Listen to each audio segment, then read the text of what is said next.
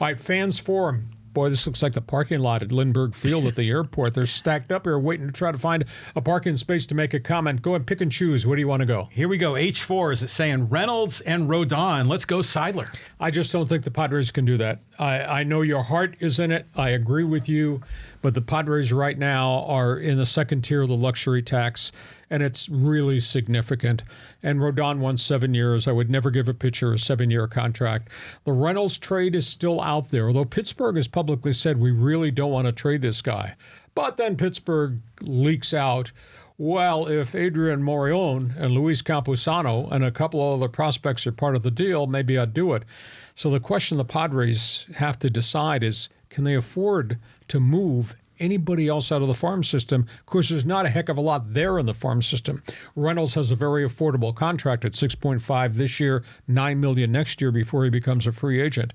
But what price do you pay? How much can you pay? Would you do that? I mean, the Pittsburgh Pirates want like a Herschel Walker deal, with like 11 draft picks and all these players. There's no way the Padres should really do that. I mean, Reynolds is good, but he's not that good. Rodon would be great to sign. I mean, you could put him right near the front of your rotation because, the Padres are going to make some decisions because this is the final year for Darvish and for Snell. And you get beyond this year, and who do you got? He's got Musgrove. So having another pitcher on a long-term deal would be great, but not that long-term of a deal that Rodon wants. 7 years, I concur with you. Next question up here in our fans forum. Where do you want to go? Here we go. From Mike O'Connor. I'll let you read that one, Hacksaw. I'm bleeping brilliant. Love the saw. Yes, I am. Thank you very much. What we do is really different than anybody else's podcast, different from anybody else on talk show radio. Hell, if you read my website that I post later tonight, it's better than your daily sports section in your newspaper if you still get the newspaper. But you are right. We are bleeping brilliant. Thank you. Okay, so Derek Brzezinski says, called Hacksaw once back in the 90s on a Verizon old school cell phone the size of a brick. From Tijuana, talked about Lakers and Vlade. Hacksaw is a legend. Well, we did it. It proves one thing, because I did talk radio here for 28 years. If you do it long enough, you should get good enough at it, and we did. But thank you for being a participant in the fans forum. Next question. Yeah, this is the same guy here. It's Derek's remembering all those great Charger moments. Rodney, Natron, Stan, and Jr. It was interesting. I was with Bobby Ross, the legendary Charger coach. He's retired, lives in Virginia. He's 85. And we were talking about NFL films. They had put together a documentary, Road to the Super Bowl, 1995 Chargers, and my play-by-play is scattered all over it. And I had sent Bobby, who finally learned how to use a computer, by the way. Not many 85-year-olds do that. I'd sent him the link, and I said, watch this. You'll get a kick out of it. And I said, what did you remember most about that game? He said, it was electric and all that, and it was exciting at the end. And he said, the play I remember is Natron Means. We had a 3rd down and 2. And we were getting pushed all over the field. And I don't recall this play. He said, we ran a pitch wide to Natron. And Natron was heavy set, power running back, had an extra gear. He said he turned that corner and he destroyed that safety. And that safety was Carnell Lake, who was the heart and soul of their secondary, their tough guy secondary. They were coming to get your guy secondary. He said Natron hit that guy and knocked him 5 yards down the field. We got the first down. Our bench exploded, and we knew we could play with the Steelers at that point in time. Isn't it interesting? Coaches think of different things. He didn't mention the touchdown pass to Tony Martin. Didn't mention the Alfred Papuno play-action touchdown pass. He didn't mention Dennis Gibson deflecting the ball. Mm-hmm. He mentioned power sweep, run over the safety, make a statement on the other sideline to Bill Cowher and the Steelers. Coaches are wired differently. Yeah, it's incredible how they can remember just the smallest detail of a game that happened 10, 15 years ago because they just lived it so much. But yeah, Natron was a great player. And I still have in my office the front page of the San Diego Union Tribune. Yes, with the picture of Natron. Yeah, he's holding up his helmet, and it's there at Three Rivers.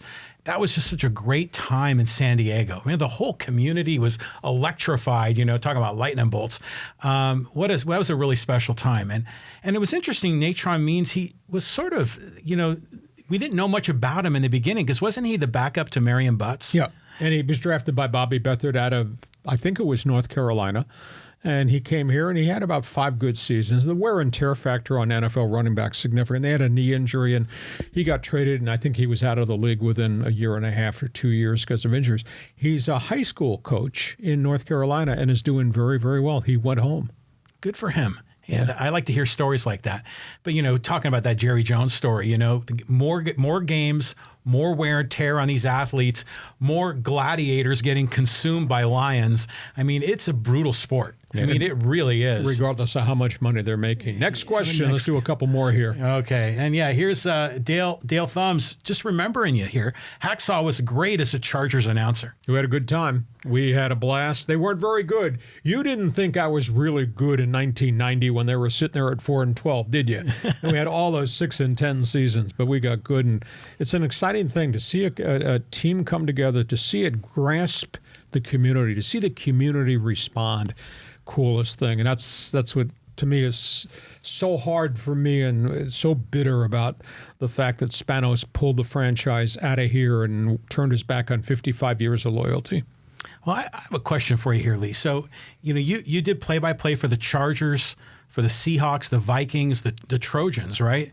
Then you also did hockey. You also did minor league baseball. I mean, what are some of your favorite memories as a play-by-play announcer? That's a great topic for another time. We don't want to do a 5-hour podcast here tonight, but we'll put that when we get to the end of the football season. We'll discuss it. But I love game day. Holy cow, I love game day. I love game day in the NFL, and I love big games. That's the big thing is this is for first place, or this is with a chance in the playoffs, or this is a playoff game. Or the Rose Bowl. I broadcast Arizona State, Michigan, the Rose Bowls. First time the Sundevils, who had just come to the Pac-10 conference at that point, was in the Rose Bowl game. And I couldn't sleep. I was so amped up about Arizona State, Michigan, and Harbaugh and all that.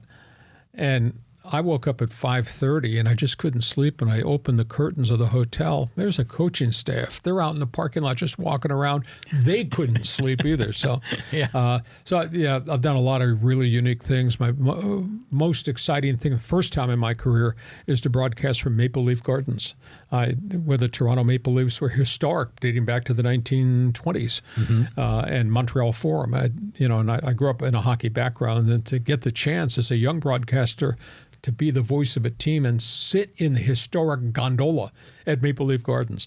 And then the other one was to be in Montreal, where everything is in French.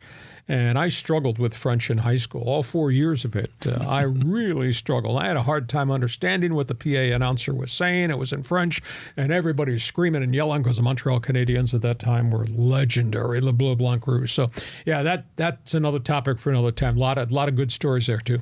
Yeah, I mean, good stuff. I mean, to me, it's interesting as a sports fan. We're fans of the teams, we're fans of the players, but we all build relationships with the broadcasters.